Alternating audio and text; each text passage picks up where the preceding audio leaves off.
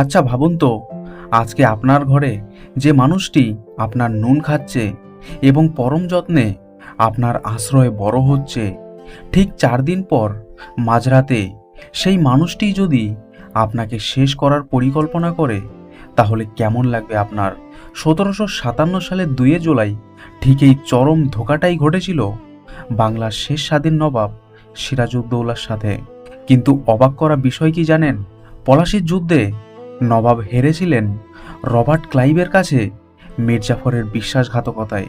কিন্তু নবাবের জীবনের শেষ দিনে অন্ধকার কারাগারে তাকে শেষ করতে মির্জাফর নিজের কোনো সৈন্য পাঠায়নি, এমনকি ইংরেজরাও তার গায়ে হাত তোলেনি। তাহলে কে ছিল সেই অন্ধকার ঘরের জল্লাদ, যা শুনলে আপনার গায়ের লোম খাড়া হয়ে যাবে? আজকের ভিডিওতে আমরা জানব সিরাজকে কিভাবে হত্যা করা হয়েছিল, মৃত্যুর ঠিক আগে সিরাজের শেষ ইচ্ছা কী ছিল, পালিয়ে যাওয়ার পর কিভাবে ধরা পড়ল সিরাজ, এবং সিরাজউদ্দৌলার শেষ 24 ঘন্টা কেমন ছিল। তাই সম্পূর্ণ ইতিহাস জানতে ভিডিওটি শেষ পর্যন্ত দেখুন। আর চ্যানেলে নতুন হলে অবশ্যই সাবস্ক্রাইব করুন। চলুন ফিরে যাই 1757 সালের সেই অভিশপ্ত রাতে। 1757 সালের 23শে জুন পলাশীর আমবাগানে যখন মির্জাফর, রায়দুর্লভ আর ইয়ার লতিফের চরম বিশ্বাসঘাতকতায় নবাবের পরাজয় নিশ্চিত হয়ে গেছে, তখন যুদ্ধের ময়দান থেকে যখন সিরাজউদ্দৌলা মুর্শিদাবাদে ফিরে আসেন, তখন তার পাশে কেউ ছিল না। নিজের প্রাসাদ, যা একসময় হাজারো সৈন্যে গমগম করত, আজ তা জনশূন্য। নবাব বুঝতে পারলেন তার মুর্শিদাবাদে থাকা আর নিরাপদ নয়। তাই তিনি নতুন করে সৈন্য সংগ্রহ করার জন্য পাটনার দিকে যাওয়ার সিদ্ধান্ত নেন। 1757 সালের 26শে জুন রাতের অন্ধকারে সাধারণ মানুষের ছদ্মবেশে একটি ছোট নৌকায় চড়ে নবাব সিরাজউদ্দৌলা তার প্রিয়তম স্ত্রী লুৎফুন্নেসা বেগম এবং 4 বছরের ছোট্ট মেয়ে উম্মে জোহরাকে নিয়ে প্রাসাদ ত্যাগ করেন।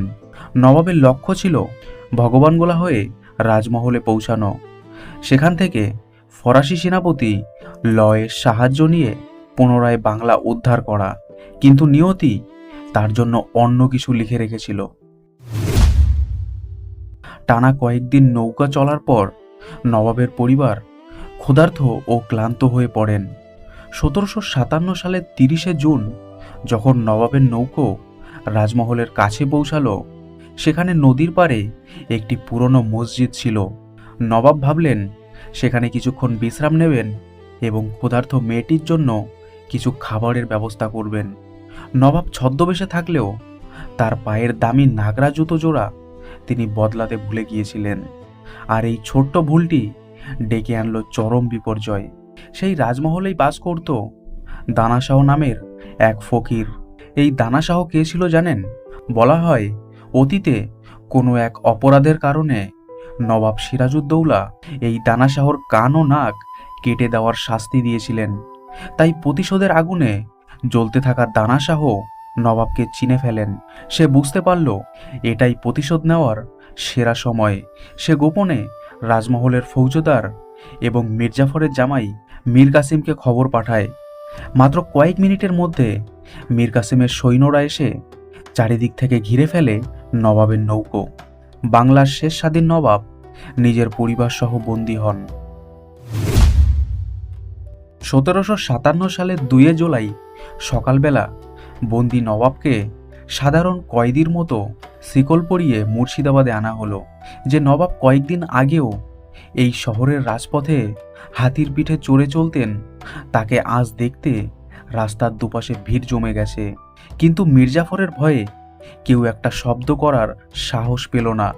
নবাবকে হাজির করা হলো মনসুরগঞ্জ প্রাসাদে, যেখানে মির্জাফর নিজেকে বাংলার নতুন নবাব হিসাবে ঘোষণা করে সিংহাসনে বসেন। সিরাজউদ্দৌলাকে সামনে দেখে মির্জাফরের চোখ নিচু হয়ে গেছিল। সে নবাবের দিকে তাকাতে পারছিল না।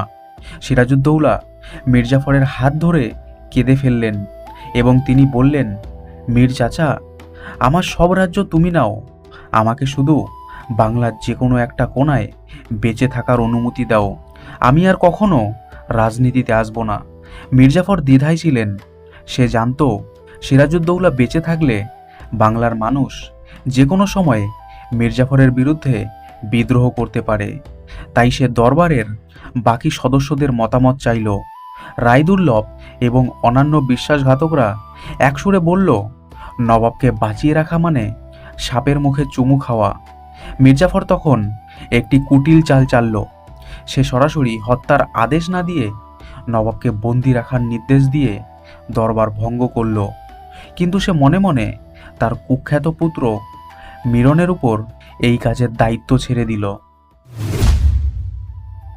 মীরজাফর দরবার থেকে চলে যাওয়ার পর তার ছেলে মিরন নবাবকে চিরতরে সরিয়ে দেওয়ার একটি বড় পরিকল্পনা করে।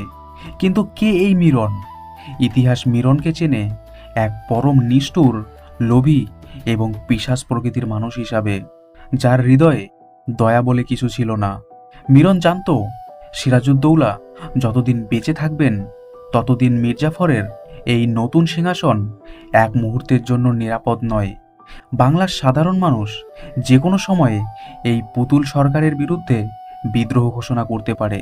তাই 1757 সালের 2 জুলাইয়ের সেই অভিশপ্ত দুপুরেই মিরন নবাবকে চিরতরে সরিয়ে দেওয়ার চূড়ান্ত পরিকল্পনা করে। কিন্তু সমস্যা ছিল অন্য জায়গায়। মিরন যখন তার নিজস্ব বিশ্বস্ত সৈন্যদের এই কাজের জন্য আদেশ দিল, তখন তারা একে একে সবাই পিছিয়ে গেল। কারণ তারা যতই মীরজাফরের অনুগত হোক না কেন, নবাবের গায়ে হাত তোলার মতো পাপ কাজ তারা কেউই করতে চাইছিল না। তাই সে এমন একজনকে খুঁজছিল যে নবাবকে শেষ করতে দ্বিধা করবে না। অবশেষে মিরন খুঁজে পেল মোহাম্মদী বেগকে। কিন্তু কে ছিলেন এই মোহাম্মদী বেগ? এই মোহাম্মদী বেগের ইতিহাস জানলে মীরজাফরের চেয়েও বেশি ঘৃণা জন্মাবে আপনার মনে। সিরাজউদ্দৌলার দাদু নবাব আলীবর্দী খাঁ এই মোহাম্মদী বেগকে রাস্তা থেকে কুড়িয়ে এনেছিলেন।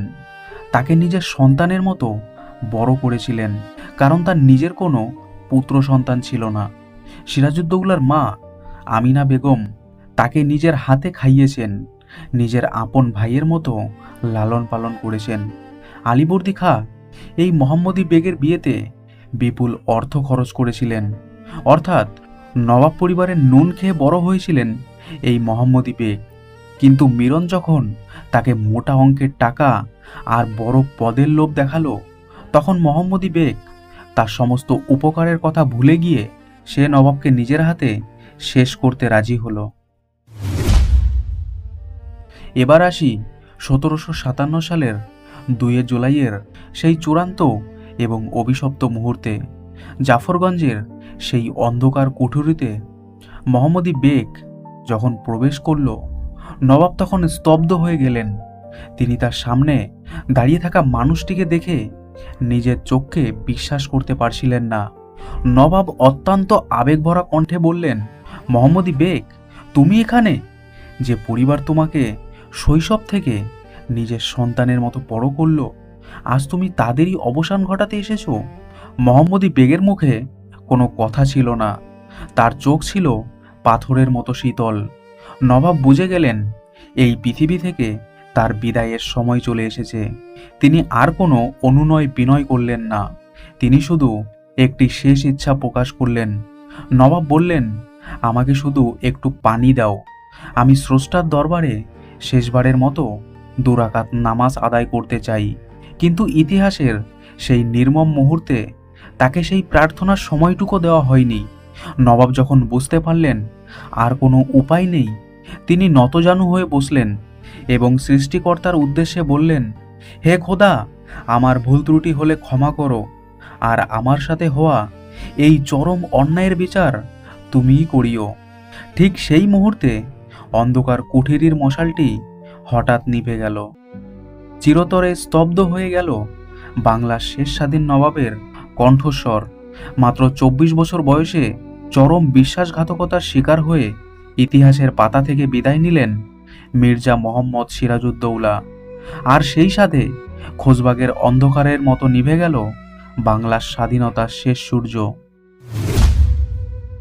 1757 সালের 3 জুলাই সকালবেলা সিরাজউদ্দৌলার ক্ষতবিক্ষত রক্তাক্ত দেহটিকে একটি হাতির পিঠে চাপানো হলো এবং পুরো মুর্শিদাবাদ শহর ঘোরানো হলো, যাতে সাধারণ মানুষ বুঝতে পারে যে সিরাজের অধ্যায় শেষ।